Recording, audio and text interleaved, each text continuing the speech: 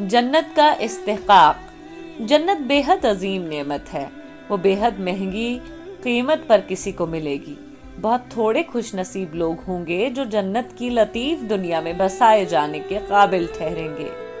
جنت میں داخلے کا پہلا امتحان یہ ہے کہ آدمی معرفت کے درجے میں اپنے رب کو پائے، افکار و خیالات کے جنگل میں وہ سچائی کو دریافت کرے، وہ نہ دکھائی دینے والے واقعے کو دیکھے، وہ نہ محسوس ہونے والی چیز کو محسوس کرے، وہ ظاہری ہنگاموں سے گزر کر باطن کی دنیا کا مسافر بن جائے۔ اسی طرح جنت میں داخلے کی شرط یہ ہے کہ آدمی سرکشی کا اختیار رکھتے ہوئے اپنے آپ کو خدا کے آگے جھکا دے، خود پرست بننے کے تمام محرکات کو نظر انداز کرتے ہوئے وہ سچا خدا پرست بن جائے،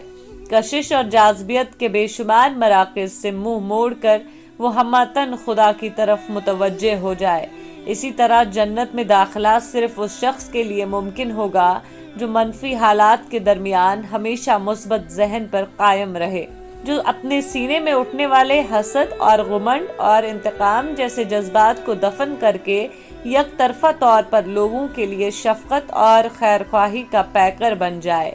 جو ظلم اور بے انصافی کے مواقع کو پانے کے باوجود انہیں استعمال نہ کرے اور ہر حال میں اپنے آپ کو عدل و انصاف کا پابند بنا لے۔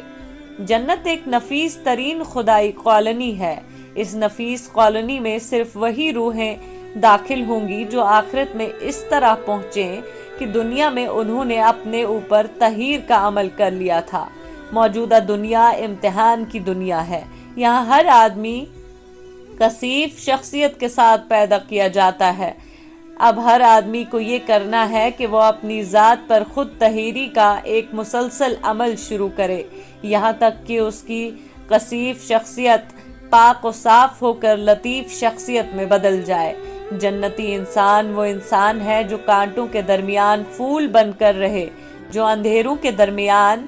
روشنی کا مینار بن سکے، جو زلزلوں اور طوفانوں کے درمیان سکون کا راز پالے، جو نفرتوں کے درمیان محبت کا ثبوت دے، جو لوگوں کی زیادتیوں کے باوجود یک طرفہ طور پر انہیں معاف کر دے، جو کھونے میں بھی پانے کا تجربہ کرے۔ جنتی انسان وہ ہے کہ جو بظاہر خدا سے دور ہوتے ہوئے بھی خدا سے قریب ہو گیا ہو، جو سورج کی شعاعوں میں خدا کے نور کو دیکھے، جو ہواؤں کے جھونکے میں لمس ربانی کا تجربہ کرے، جو پہاڑوں کی بلندی میں خدا کی عظمت کا تعارف حاصل کر سکے، جو دریاؤں کی روانی میں خدا کی رحمت کا مشاہدہ کرے، جو مخلوقات کے آئینے میں خالق کا جلوہ دیکھے۔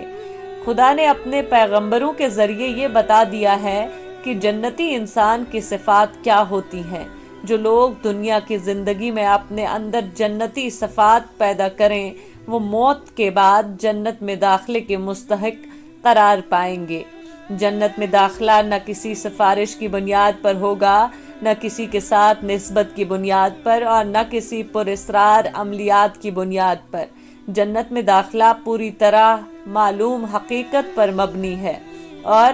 وہ یہ ہے کہ جو آدمی موجودہ دنیا میں اپنے قول و عمل کے اعتبار سے جنتی انسان بن کر رہے گا وہ آخرت کی جنت میں داخلہ پائے گا۔ قرآن کے مطابق جنت اہل تزکیہ کے لیے ہے۔ تزکیہ یہ ہے کہ آدمی غفلت کی زندگی کو ترک کرے اور شعور کی زندگی کو اپنائے، وہ اپنے آپ کو ان چیزوں سے بچائے جو حق سے روکنے والی ہیں، مصلحت کی رکاوٹ سامنے آئے تو اس کو نظر انداز کر دے، نفس کی خواہش ابھرے تو وہ اس کو کچل دے، ظلم اور گھمنڈ کی نفسیات جاگے تو وہ اس کو اپنے اندر دفن کر دے۔